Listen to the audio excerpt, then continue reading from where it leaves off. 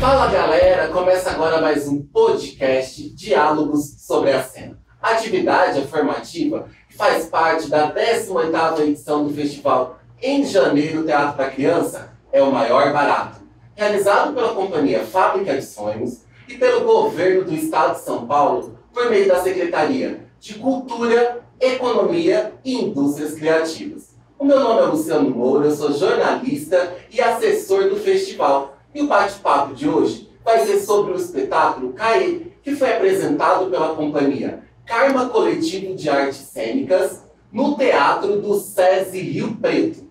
Participam comigo do podcast Eduardo Catanozzi, um dos curadores do festival. Obrigado, Eduardo, pela presença. Eu que agradeço. Dibi Carneiro Neto, que é jornalista e crítico teatral. Obrigado, Dibi. Obrigado.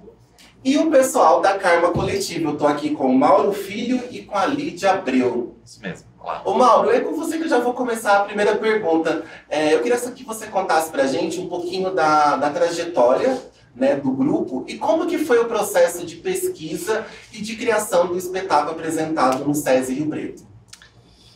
Bom dia, boa tarde, boa noite para quem estiver assistindo aí. Sou Mauro, Lídia. A gente tem, a Karma Coletivo tem uma trajetória que completou em 2023 10 anos. Então, esse ano a gente está completando os nossos 11 anos de trabalho dentro dessa configuração desse coletivo, né?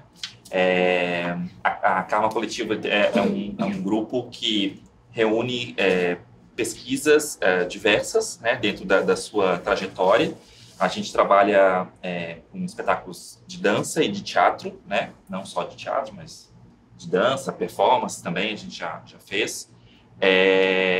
E não necessariamente só para crianças também, a gente faz trabalhos para adultos e para crianças, né?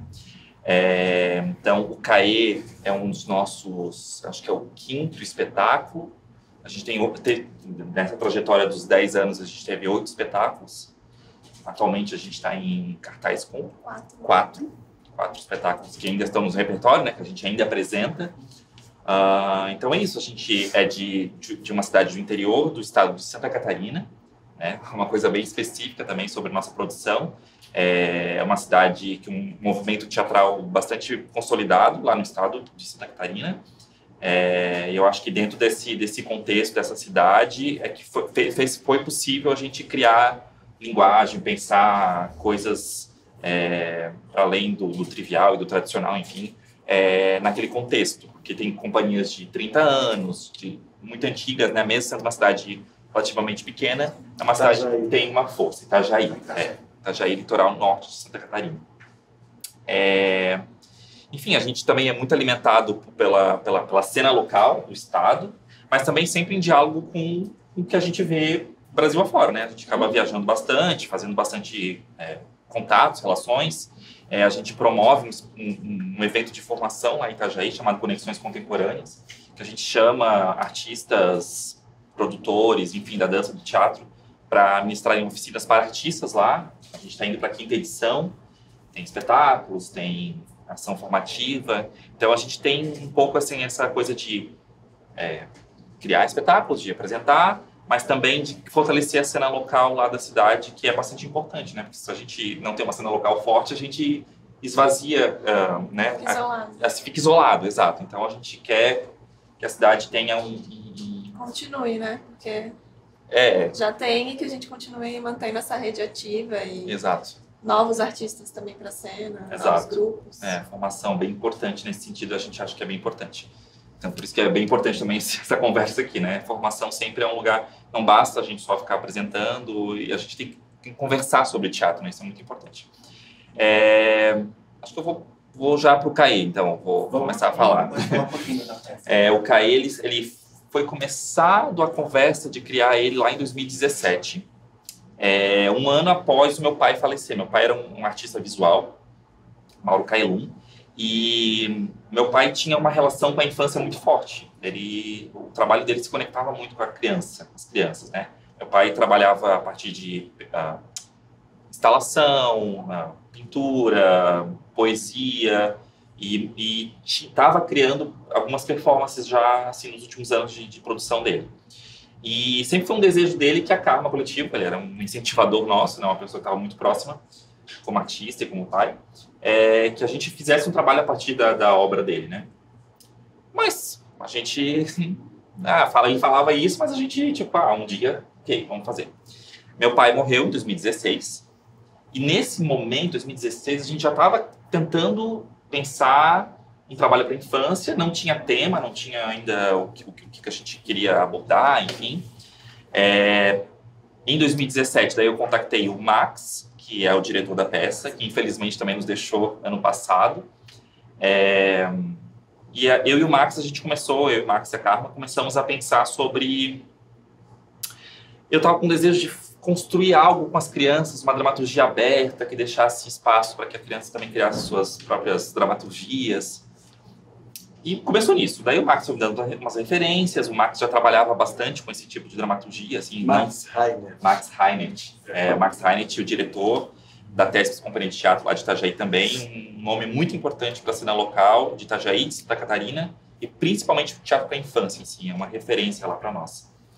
E daí a gente estava pensando muito sobre isso, o Max me deu umas referências, a gente foi conversando, daí de repente eu falei, gente, mas meu pai, a coisa que eu mais estou querendo falar nesse momento, me debruçar, é na obra do meu pai. É a coisa que está mais latente agora. E de antemão a gente já tinha decidido que seria um solo meu. Então a gente, vai ser um solo, porque a gente estava num período de cada um ter o seu solo. E daí eu falei, vai ser um solo meu, então vai ser sobre a obra do meu pai. Então a partir daí, o Max também já era um conhecedor da obra, a gente começou a pesquisar e se debruçar sobre as imagens que a obra suscitava, assim, mais fortes.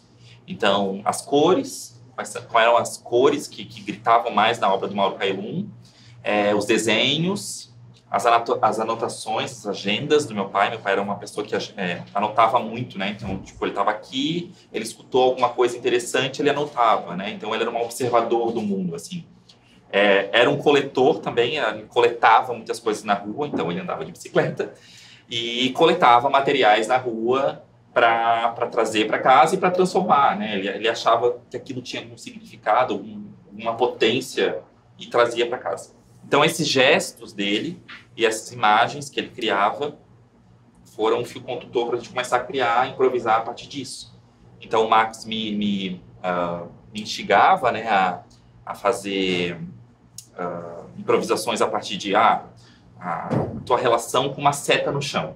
Então, vamos brincar com isso. Meu pai tinha muitos desenhos geométricos que lembram caminho, né? A coisa da espinha que tem atrás do meu figurino, que parece um trilho de trem, mas parece uma espinha de peixe, que também tem uma relação lá com a cidade, né? Meu pai tinha uma relação muito forte com a cidade de Itajaí, uma cidade litorânea, então com o mar, com as pedras do mar, então coisas assim. E já logo no início, a pedra foi um elemento que a gente definiu como uma obra, porque as pedras é uma obra do meu pai, né? Essa obra chama Não Tenho Casa Própria, mas Tenho Pedras Próprias. Era uma instalação que as pedras ficavam montadas uma em cima da outra. Era uma instalação artística. E daí a gente olhou para esse material e falou, acho que pedra, criança, coletar pedras, eu acho que a dramaturgia pode ir por aí. Então a gente começou a pesquisar as pedras, os desenhos e a coisa de anotar e de catalogar. Daí a gente foi criando a dramaturgia, né? Experimentando, fazendo, revendo, fazendo de novo. 2 semanas antes da estreia era uma coisa, e foi se transformando. Uma cena que era aqui, foi para lá e foi para cá, e a gente foi criando esse quebra-cabeça, uma dramaturgia que não é da palavra, né? Então, isso também foi uma coisa que, antes da gente começar, a gente já tinha esse desejo, que não tivesse texto, né? E as pessoas esperavam muito que uma obra sobre o Mauro Kailum, meu pai era uma pessoa que escrevia muito, tinha poesias, que tivesse texto falado, né? Mas eu já estava com desejo de falar, de ser mais corporal, porque eu sou um artista que veio da dança, né? Então, para mim era natural estar em cena e não falar, e não verbalizar, né? Alguma coisa. Enfim, daí a gente estreou em 2018, abril de 2018. E desde então a gente tem feito bastante festival, bastante apresentação, cada apresentação é uma apresentação.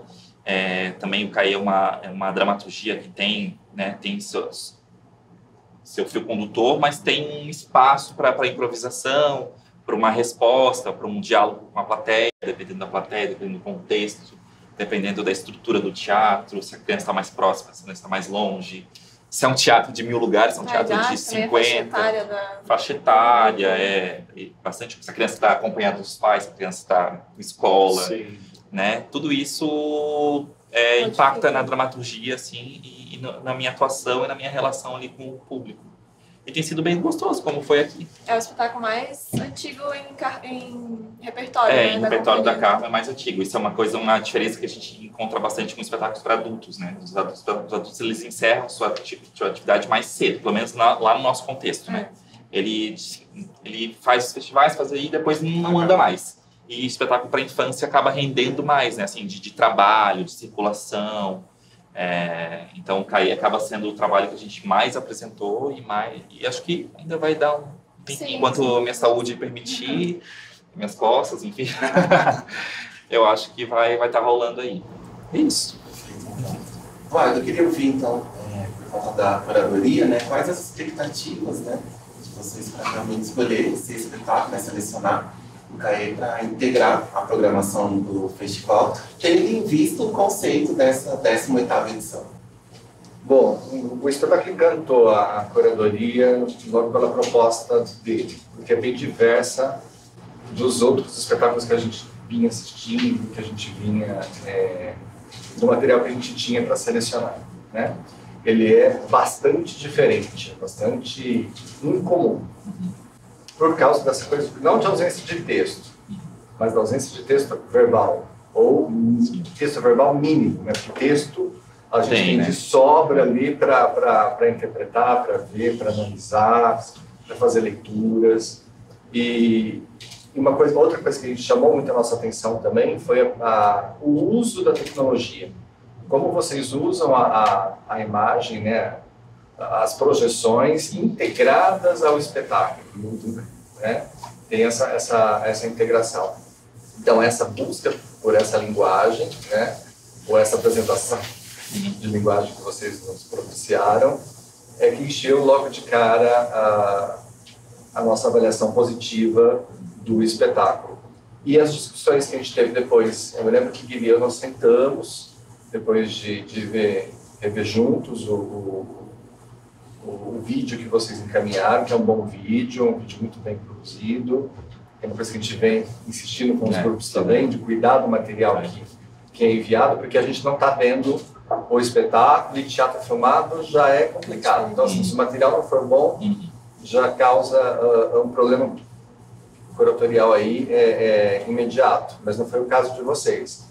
Então, diante disso, nós tínhamos vários signos ali para ficar debatendo, para ficar analisando, e a gente poderia ficar aqui também horas e horas falando sobre cada um deles, porque tem um elemento pra caramba, né? Coisas mínimas, desde da mochila que parece de integrador de coisas de comida, de iFood, né? E o livro na cabeça, né? Que assim, a partir do momento que tem um elemento ali na cena, tudo aquilo dialoga, né? E tem um diálogo muito grande. Não sei se, né, também não interessa qual é o propósito do artista ao colocar um signo, mas como nós vamos ler aquele signo que nos é posto em cena. De cara me lembrou Artimboldo, sabe aquele pintor que ele usa como se fosse uma espécie de teratoma, ele vai pegando partes, elementos, e ele tem na cabeça, ele é um homem construído de livros, né, como se... E aí o Caê, né, essa personagem com aquele livro na cabeça, como se a literatura também, como se a escrita estivesse movimentando tudo aquilo, e eu, como também professor de literatura, né, não dá para pensar, não dá para lembrar de Drummond, das Pedras no Caminho, né, não dá para fazer essa analogia. Mas daí as pessoas podem ficar se perguntando, tá, mas isso tudo é tão acadêmico, né, tão cerebral, eu estou transformando isso numa leitura tão teórica, né? Sendo que acho que a criança fica num outro nível e esse nível chega para a criança de uma outra forma, né? Assim, as crianças ficaram o tempo inteiro ligadas no trabalho que eles estavam vendo, que tudo tinha uma integração, tudo dialogava, tudo muito colorido, tudo muito lúdico, tudo muito mágico, né? E acho que cada um compôs a sua história do espetáculo, né? Então, assim, é até difícil, e acho que não é o propósito nosso ficar debatendo cada signo que é colocado em cena, mas, assim, da pluralidade de leituras que aqueles signos vão representar. Acho que se eu falar, a minha leitura talvez seja diferente da do Divi, seja diferente da que vocês têm em mente, mas todas elas são possíveis, assim, dentro daquele espetáculo. Então, é uma obra aberta, é uma obra que possui inúmeras leituras. Você tem um trabalho de corpo muito bom, né? Muito bom saber que você veio da dança e você usa essa partitura corporal sua de uma maneira muito integrada ao espetáculo, né? Você cria desenhos, cria movimentos, e é uma partitura corporal que se repete assim, ao longo do espetáculo, ou seja, tem um todo, tem um uníssono. E ela não é gratuita, né? Ela não é uma coisa, deixa eu mostrar o que eu sei fazer com o meu corpo, não. Tudo tem um porquê e acho que em determinados momentos a personagem repete uma mesma partitura corporal. Isso é muito interessante. Então, assim, muitos elogios para o seu trabalho, para o trabalho de direção, para o trabalho de cenografia, de iluminação, né, de música, tudo muito bem integrado, construído. E agora, trazendo um pouco, né, para essa discussão aqui de hoje, eu gostaria de sublinhar uma coisa que você disse na abertura da sua fala, que eu acho que é fundamental para todas as cidades aqui do interior, principalmente, do fortalecimento da cena teatral. Isso que você falou foi muito lindo. Local. É muito lindo, porque às vezes os grupos ficam se debatendo, se digladiando para ver quem faz o melhor espetáculo, para ver quem tem o melhor estudo, para ver quem ganha mais prêmios, para ver quem é mais indicado a alguma coisa, enfim, né? Eu acho que não, acho que assim, a cidade de vocês está de parabéns por fomentar esse tipo de movimento, de fortalecimento de todos os grupos, de todos os artistas, de uma maneira integrada. Porque, afinal de contas, para a gente ser visto, a gente precisa de público, né? Para que o trabalho seja visto, é preciso de público. Sim. E se não tem um fortalecimento na cidade do movimento cultural, aí fica cada um por si, né? Fica cada um trabalhando no seu espaço, na sua casa. Então, isso que você falou assim, acho que é digno de ser registrado, porque temos um registro em vídeo, né? E para que outras cidades também se inspirem, né? Outros secretários de cultura, outras pessoas que fazem cultura, que promovem cultura, para pensar nisso, para pensar no fortalecimento da cena. E eu sinto isso de longe, de Itajaí, tá? Eu não conheço de perto o trabalho que vocês desenvolvem lá, mas você falando isso, e assim, os bons trabalhos que eu vejo que vêm da sua cidade, acho que comprovam isso que eu estou falando. Também gostaria de ressaltar assim, como você fez da sua relação com o seu pai um trabalho lindo, né? Ou seja, algo que te move como pessoa, que te move como artista, que te move como indivíduo, né? Esse amor, essa tristeza pela partida do seu pai, né? E você transforma isso numa linda homenagem para ele, né? E isso acaba chegando para a gente. Acho que você soube ler a obra do seu pai de uma maneira muito lúcida e assim, acho que ele deve estar orgulhoso de qualquer lugar que ele esteja, olhando a entrega que vocês fizeram para a gente. Então, assim, acho que estamos satisfeitíssimos como curadoria, né, de trazer um espetáculo tão rico, tão plural, né, que trabalha com tantos signos. Acho que tem que estimular, sim, né? Então, se alguém fala assim, mas a criança não vai entender o espetáculo, mas não existe isso, né? Acho que o entendimento ele não passa só por meio de palavras, por meio de frases conectadas. Às vezes eu sinto e não sei explicar. Então, às vezes eu não preciso explicar e a arte é meio isso. Quando eu me deparo com um quadro, com uma escultura, Eu gosto disso, ou isso me incomoda, mas eu não sei dizer por que exatamente, né? Eu acho que o espetáculo de vocês tem muito isso. Ele termina e a gente fica com as imagens por um bom tempo, revendo, repensando, ressignificando, né? Então isso é muito interessante. Meus parabéns para vocês. Muito obrigado. Sim, Eduardo, perfeita a sua fala, perfeita, assino embaixo de tudo que ele falou. Eu ia falar muito dessas coisas, vou falar de novo para reforçar. Eu já vi pela terceira vez, né, o espetáculo de vocês em 3 festivais diferentes pelo Brasil. Então vocês já, para mim, vocês podem ganhar a faixa de queridinhos dos curadores, Miss Curadoria, porque, gente, é uma loucura como os curadores já vão selecionando vocês. Teve algum festival que não selecionou vocês? Todos que vocês se inscrevem? Acho que acontece. Sim. Acontece, mas festival direcionado para a infância acaba entrando bastante. Pois é, CAE tem esse... Né, o vídeo deve ser muito legal, eu não vi, porque cativa desde a curadoria e vem para a programação, e eu já estou vendo pela terceira vez em uma cidade completamente diferente das outras, outro público. Sim. Então isso é muito legal de perceber no potencial desse espetáculo. E ontem a plateia também, de crianças bem pequenas, né, que aproveitaram muito, então combina com aquilo que eu sempre falo desse espetáculo, é um espetáculo muito parecido, dialoga muito com o que as pessoas atualmente chamam de teatro para bebês, por causa do sensorial o tempo inteiro, né, sendo estimulado.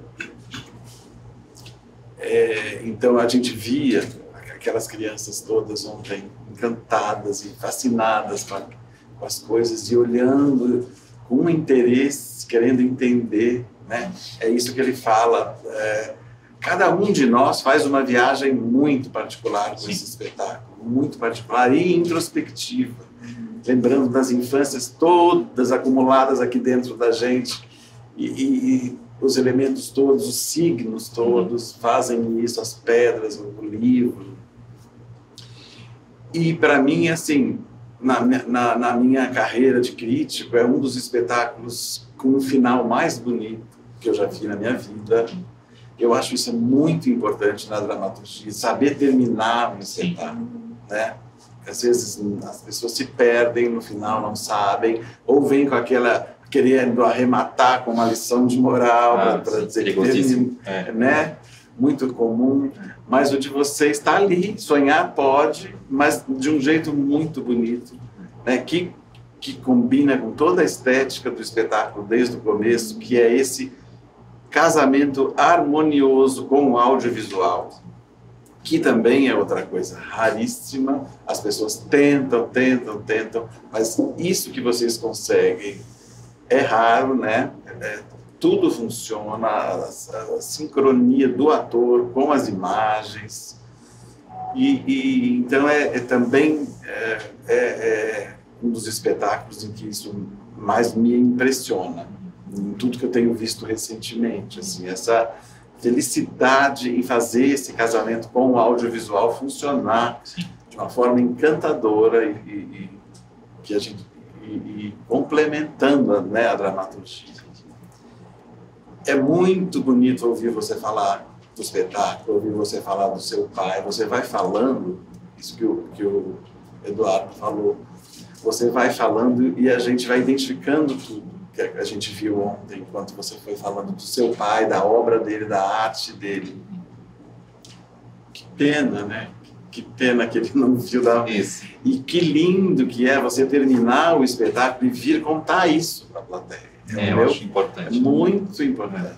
Né? Porque, além de tudo, você perdeu o seu pai. Aquelas crianças precisam saber que isso acontece na vida e que você está homenageando o seu pai ali. É muito bonito você continuar fazendo isso quando termina o espetáculo. E uma das coisas que eu mais gosto também no espetáculo é a calma. Já escrevi isso nas minhas críticas ao CAE. a calma, é um espetáculo sem pressa, sem ansiedade nenhuma, nesse momento em que as crianças estão todas Super pilhadas em tudo, em imagem, né? Você vai no seu tempo e pega cada pedra daquela e lambe, e beija, e abraça, e pronto, e a gente vai viajando naquilo, né? E vai descobrindo coisas lá dentro, dentro daquele espécie de, sei lá, eu cooler aqui que tem nas suas costas, e a sonoplastia é muito boa, bem feita nesse momento também, o som de buzina, de galinha, cada vez que você enfia a cabeça lá dentro. Então é tudo tão perfeito, assim. A trilha é muito cadenciada mesmo, né? É de quem vem da dança e que precisa daquela cadência para fazer os gestos, os movimentos. Então, e não fica cansativa também, porque às vezes também ela pode ser muito repetitiva, né? E não é. Então, tudo vai funcionando, tudo vai indo muito bem. Ainda por cima aquela canção final que é tão bonita, né? Ela é tão batedora. Nossa, também já termina com aquela da vontade de ter, de ouvir, de saber se tem disponível. Muita gente procura. Não é? Tem no Spotify. Então. A artista não lançou ainda. Mas não é por falta de incentivo, a gente incentiva bastante. Ela é exclusiva. É importante falar também que a Edra, que compôs a trilha, é uma parceira nossa, que faz a trilha de todos os trabalhos, né? Como ela chama? Edra Rockenbach. Também é uma artista que começou a trabalhar com dança, né? Então ela tá vendo? Tá tudo ali certinho. Então é uma pessoa que contribui muito com os trabalhos nossos, porque a dramaturgia do som também, né? Tem a máscara, ela põe um som tribal naquele momento, quando dá máscara. Né? Ela tem a trilha acaba tendo elementos, parece que o Kai é um viajante do mundo, então parece que tem elementos meio indianos, parece que tem um elemento... isso. Tem também, isso. E assim, eu fiquei pensando, é a terceira vez que eu vejo, dessa vez eu pensei assim, nossa, tudo aquilo que ele fica anotando ali é o que depois aparece no telão. Você acredita que é só agora que eu percebi isso, depois de 3 vezes? Olha só. Depois de 3 vezes.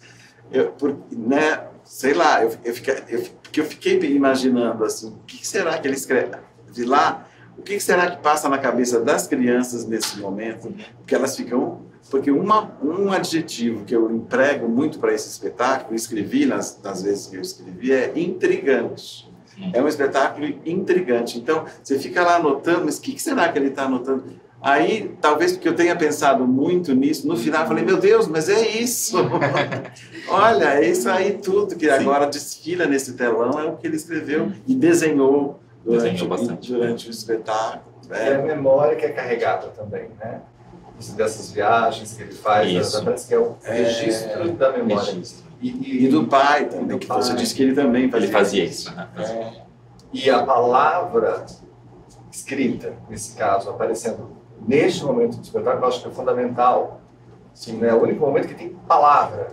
Então daí a gente vê que como tudo aquilo que eu estava formulando, tentando elaborar, de alguma maneira se converte em palavra desse viajante. E tudo que aparece são os registros realmente do pai dele, das agendas do pai dele.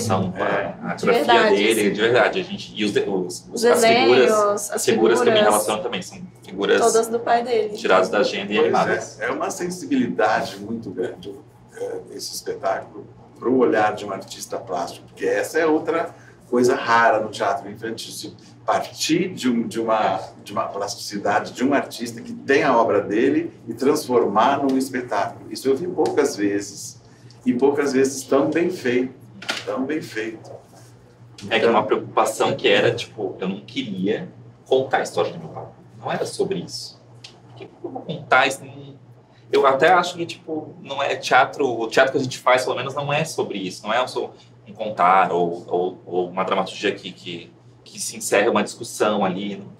É uma dramaturgia que expanda, né? Isso que a gente está falando até agora. Aberta, né? como aberta, né? Que as pessoas façam suas relações a partir daquela obra, mas cada um vai relacionar com a sua vivência, com a sua história. Às vezes, muita gente vem falar comigo, eu lembrei muito do meu pai, ou, né, vai fazer relação com a sua trajetória, né, com a sua vivência.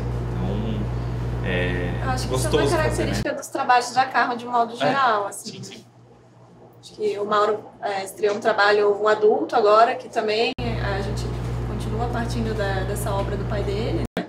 É um trabalho adulto, é outra proposta. Tem as pedras também. Diferente.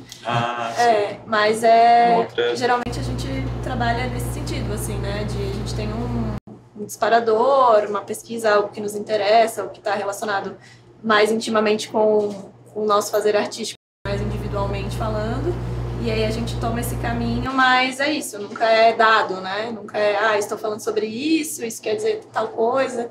Então sempre fica nesse lugar de dar um espaço também para que as outras pessoas complementem as lacunas com as suas próprias bagagens, enfim.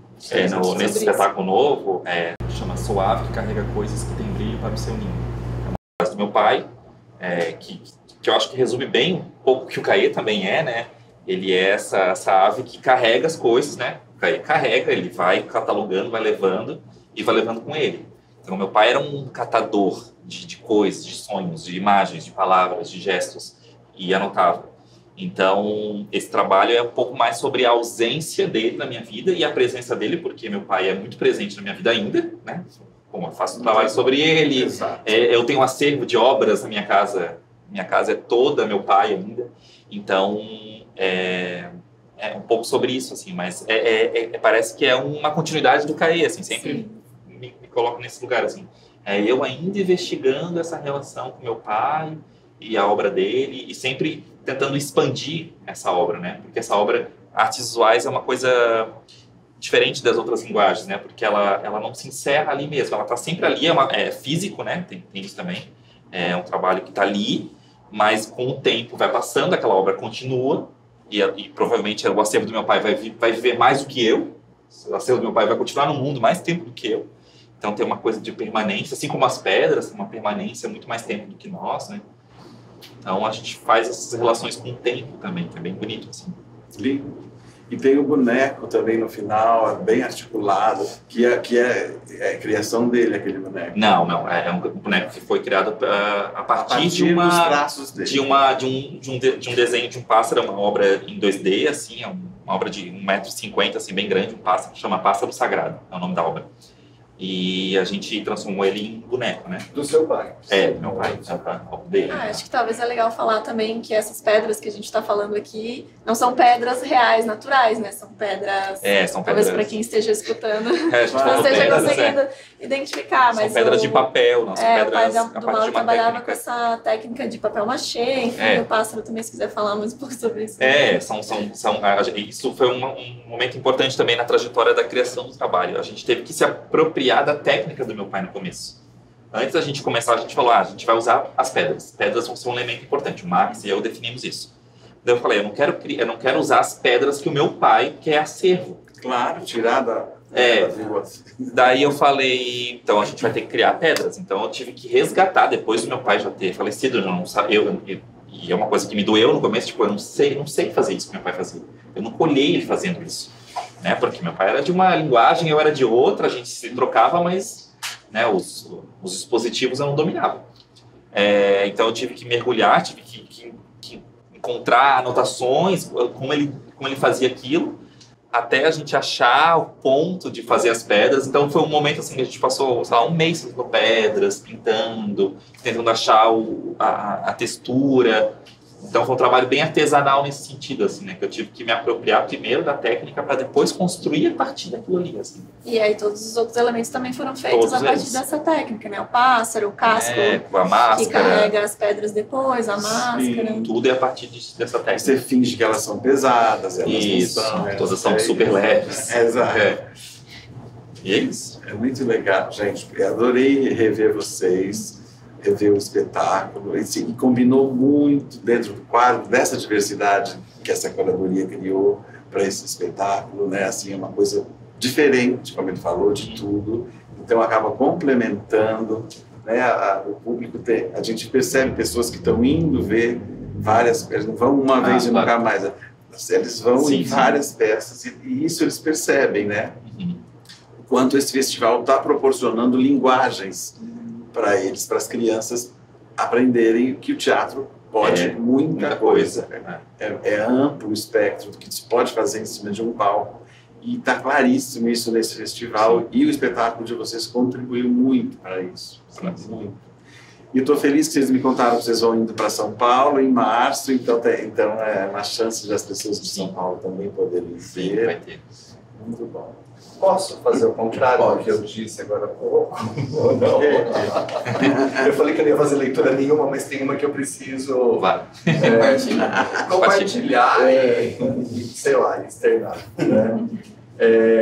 Eu vejo muito também uma questão sociológica muito grande no espetáculo, na medida em que, se eu vejo uma pessoa que está com aquela mochila, entregando coisas, catando coisas, distribuindo coisas, não me deixa de pensar em pessoas que são invisibilizadas, nos entregadores, as pessoas que vão e que Precarizadas, socialmente né? são apagadas. A gente não pensa nessa pessoa como ela traz a minha comida, ela traz a entrega, o remédio que eu tenho que receber em casa, mas ela também está carregando e trazendo uma história diferente, né?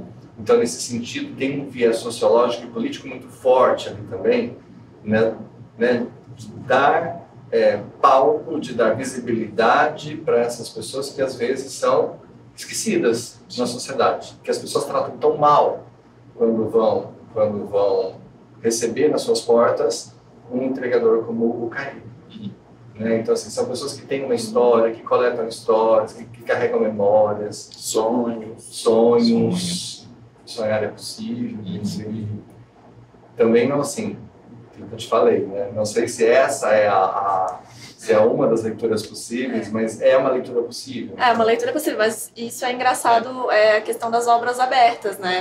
É uma leitura do tempo, né? Também. Como esse trabalho é lá de 2018, acho que esses aplicativos não estavam ainda talvez tão populares ou tão difundidos então, como isso hoje, não né? nos levantou uma questão no momento, né? Naquele mas depois... momento não era, mas as coisas vão se modificando, né? Eu acho que é isso que faz o trabalho também ter essa vida mais longa, né? Porque é isso, vai se desdobrando, as leituras vão se modificando também de acordo com o tempo que a gente está vivendo, né? Ele não está entregando uma coisa que pode ficar datada, né? Porque a gente vai toda vez revisitando, né? Quando a gente começou a apresentar depois a pandemia, então depois o sonhar de um mundo possível, também as pessoas outra leitura, então tudo vai a nossa a nossa leitura de uma obra sempre é atravessada totalmente pela vida, né? Pelo contexto, né?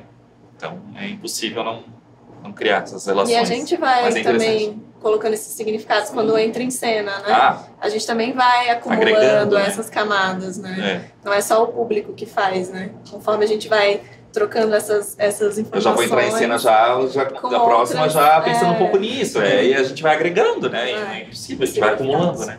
Assim como o Caí acumula coisa dentro, eu também vou agregando significados, leituras. É incrível, tem pessoas, muita gente vai fazendo leituras e vai dando umas coisas que eu falei, nossa, muito isso, e eu nunca tinha pensado nisso, sei lá, coisas assim, mães de autistas que se relacionam muito bem, os autistas se relacionam muito bem com esse trabalho, e a gente nunca tinha pensado em fazer uma obra para, né, mas acontece muito, acontece de professores de artes que ficam pensando, nossa, como é que eu não... Caí é uma forma tão bonita de apresentar um artista visual, mas que não é contando, então elas já começam a... E como o artista vai coletando coisas também para criar a sua obra, né? Sim. E a gente sempre ensina para os alunos assim, que o que o artista quis dizer com isso? Não, pergunta errada. Não interessa o que ele quis dizer. Exato. Interessa o que ele disse. Né? E a partir do momento que ele disse, eu interpreto. Acho que é essa, e o espetáculo é isso. Perfeito. Eu queria agradecer, então, a Lídia, ao Mauro. Acho bacana esse momento, né? Foi o que você falou no começo, de poder compartilhar, né? São olhares diferentes, né? E também queria parabenizar a companhia. Obrigado. Por conta de algo que o Eduardo até falou, de fortalecer essa cena teatral local. lá na cidade de vocês e, claro, a participação aqui na 18ª edição do nosso festival. Obrigado. Obrigado. Te agradece. Obrigado, Dico, pelas considerações. Obrigado, Luciano. Obrigado, Eduardo. Obrigado. Ficamos por aqui, pessoal. Mais um podcast Diálogos sobre a Cena. A atividade é formativa e faz parte da programação da 18ª edição do festival Em Janeiro, Teatro da Criança é o Maior Barato, realizado pela companhia Fábrica de Sonhos e pelo governo do Estado de São Paulo, por meio da Secretaria de Cultura, Economia e Indústria Criativas. Até uma próxima!